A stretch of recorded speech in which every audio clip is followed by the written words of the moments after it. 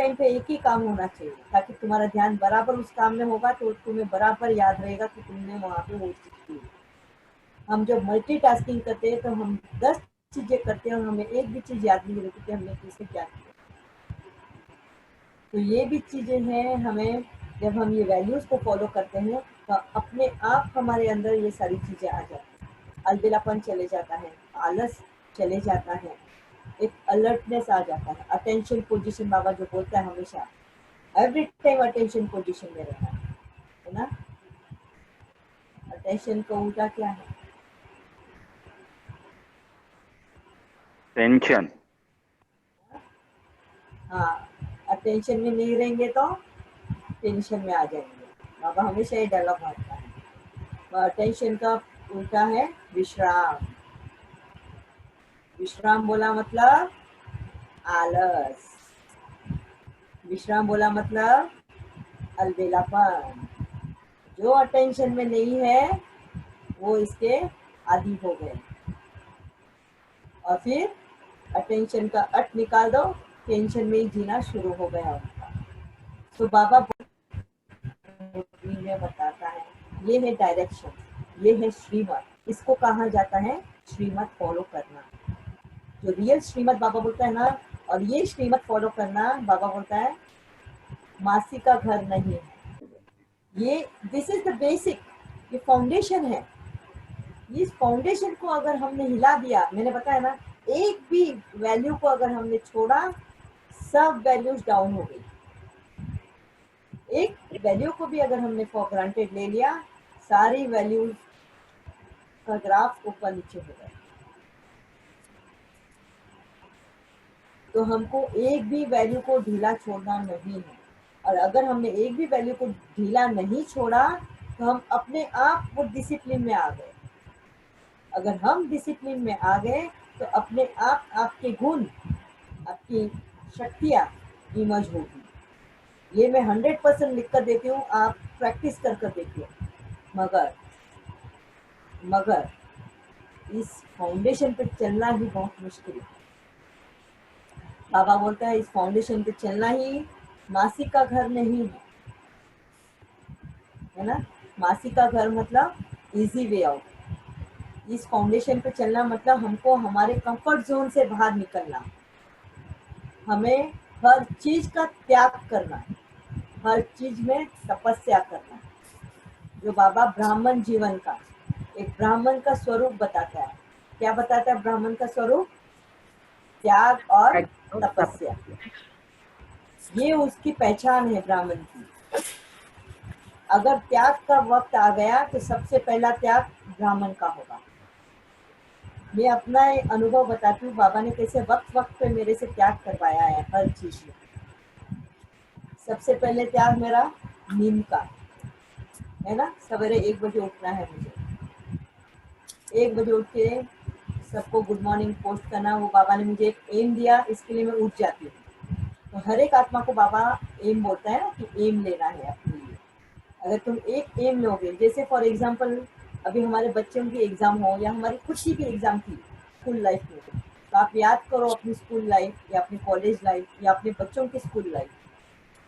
अगर उनकी एग्जाम्स होती थी तो कैसे, बच्चे उठने से पहले ही हम उठ जाएंगे, उनके लिए चाय वाय रेडी करके फिर उनको उठाएंगे, है ना। हमने नींद का त्याग किया है नहीं किया अपनी लाइफ में? किया है ना। क्यों किया? क्योंकि हमारे पास वो एम था, उठने के लिए हमारे पास एम था। इधर हमारे बच्चों को उठाना है, या हमको खुद की अपनी एग्जाम के लिए एम था कि हमारी एग्जाम है, स्टडीज करने के लिए उठना है। तो अगर आप अपने जीवन में ही कभी पीछे मुड़कर देखते जाओ तो हमने ये सारा कुछ किया हुआ है। और जैसे जैसे हम अपने कंफर्ट जोन में आना शुरू हो जाते हैं, हम ये विकारी संस्कार अडॉप्ट करते जाते हैं, और हमारे अंदर के जो गुण हैं, हमारे अंदर की जो शक्तियां हैं, हम खुद ही भूल जाते हैं। सबको है अनुभव इस चीज का। जब भी हमारे पास कोई एम होता है हम अपने आप उसको फॉलो करते हैं। तो आज अगर बहुत बच्चे जब बोलते हैं मुझे कि दीदी हमसे अमृत वेला में ना उठा ही नहीं जा रहा, तो सीधा सा आंसर है, क्या रिप्लाई देगा बाबा? You are aimless. तुम्हारे पास कोई एम ही नहीं है, तो उठोगे किस चीज के लिए? तुम्हें थोड़ी बाबा से मिलना है, तुमको थोड़ी बाबा से प्यार है। तो बाबा बोलता है कम से कम बच्चे मैं तो तुम्हें अमृत वेला ही मिलने आऊंगा। ये हमें एम देता है। क्या देता है? कि मैं तुम लोगों को अमृत वेला में ही मिलने आऊंगा। तो मुझे मिलने उठोगे नहीं? मैं तो तुम्हारा साजन हूँ। मैं दिन में तुम्हें एक बार मिलने आता हूँ, तुम मेरे लिए नहीं उठोगे? ये एम देता है। इसी तरीके से हमको और भी एम ढूंढने हैं अपनी लाइफ में, ताकि हमारे से अमृत वेला मिस ना हो। क्योंकि हम बाबा को भी फॉर ग्रांटेड ले लेते हैं। बाबा आज नहीं मिलेगा तो ठीक है, कल मिल लेंगे। तो मैं जब भी बुलाऊंगा तू तो आ ही जाता है। तो उसके प्यार को भी हम फॉर ग्रांटेड ले लेते हैं, और इसके लिए ब्रह्म मुहूर्त में हम उठ नहीं पाते। जब भी हम टाइम को भी फॉर ग्रांटेड ले लिया, उस टाइम ने भी हमें साथ नहीं दिया।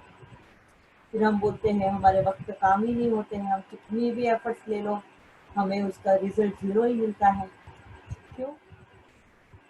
क्योंकि हमने कभी वक्त की कदर नहीं की, और जिसने वक्त की कदर नहीं की तो वक्त ने उसकी कदर नहीं की।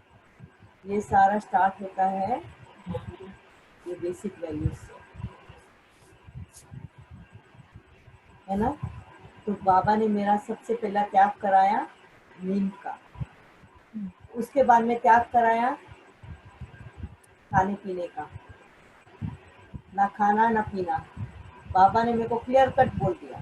मैंने बोला ना वो झूठ का सहारा नहीं देता। मेरे को सीधे से क्या बोल दिया बाबा ने? बच्चा तेरा दाना पानी इस दुनिया से उठ चुका है, तू अपने लाइफ में कभी नहीं खाने वाली है। बस अभी इसको मुझे एक्सेप्ट करना है। बाबा ने गोल मोल करके भी बातें नहीं सुनाई मुझे कि आज ये बच्चा तू इतनी सेवा कर ले फिर तू खा सकती है, तू ये कर ले फिर तू खा सकती है। ऐसे भी नहीं मेरे को बताया।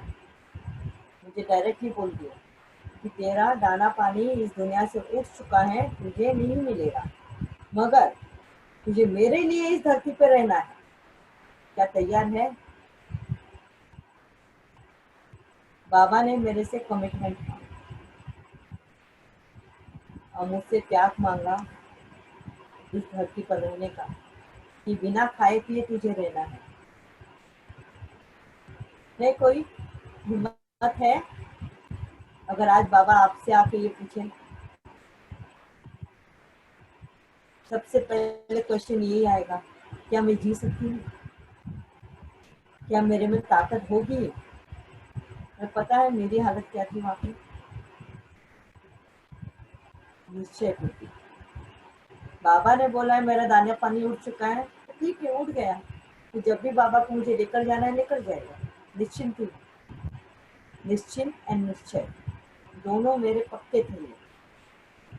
बाबा ने बोला बच्चा देखो कैसे जिएगी, तूने ये पूछा नहीं। मैंने बोला बाबा वो फिक्र तो तू करेगा, मैं क्यों करूँ?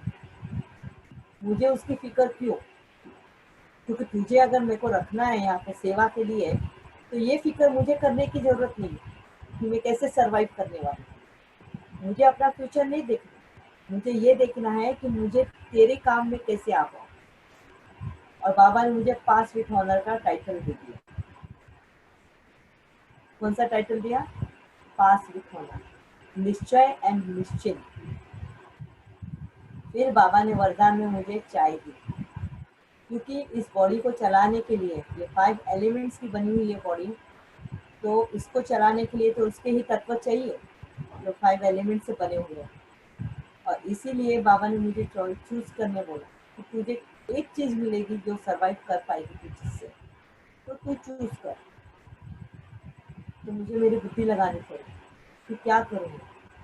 अन्न तो बाबा ने बोला उठ चुका, दाना पानी दोनों भी उठ चुका है, तो पानी पर सरवाइव कर लूँ मैं। बाबा ने बोला कि पानी तो थर्स्ट को मिटाएगा, मगर शरीर को अनाज की भी जरूरत है। तो अभी अनाज कैसे मेरे को नहीं है। फिर मेरे को चॉइस दिया बाबा ने, तेरे को चाय चाहिए, कॉफ़ी चाहिए या दूध चाहिए, क्या पीना चाहती है? तो मैंने बोला कि सिर्फ दूध से नहीं होगा, सिर्फ दूध पीने से तो और भी भूख लगेगी। इतना मैंने ज्ञान मुझे था, नॉलेज था कि चाय पीने से भूख मर जाती है ना। चाय पियोगे तो भूख मर जाती है, भूख नहीं लगेगी। तो वो सोच के मैंने बाबा को बोला कि बाबा चाय मुझे वरदान में दे दो, मैं चाय पे सर्वाइव कर लूँगी। बस तुम्हारे हाथ की चाय बनाना मुझे, तुम जब जब मुझे चाय पिलाओगे मुझे भूख का एहसास ही नहीं होगा, और इतनी ताकत मेरे में भर जाएगी कि मैं पूरा जीवन मेरा उस पर निकाल पाऊंगी जब तक तुम मुझे सेवा में रखोगे। और बस आज आप मुझे देख रहे हो सामने, उस चाय पे ही मैं हूँ।